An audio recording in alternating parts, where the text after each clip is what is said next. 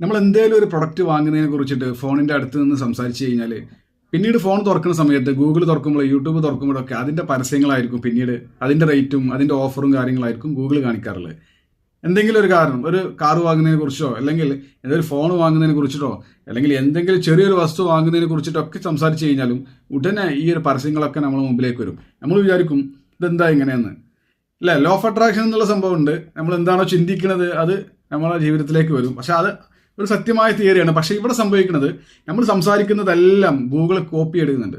അതായത് നമ്മൾ സംസാരിക്കുന്ന ഓരോ കാര്യങ്ങളും നമ്മൾ പെർമിഷൻ കൊടുത്തതുകൊണ്ട് ഗൂഗിൾ കേൾക്കുന്നുണ്ട്.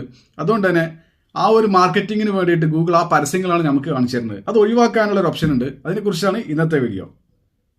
അതിന് വേണ്ടിയിട്ട് നിങ്ങളെ ഫോണിലുള്ള ജിമെയിൽ ഐ ഡി ഓപ്പൺ ചെയ്യുക. പെട്ടെന്ന് ഗൂഗിളിലേക്ക് എത്താൻ വേണ്ടിയിട്ടാണ് ജിമെയിൽ ഐ ഡി ഓപ്പൺ ചെയ്യുക.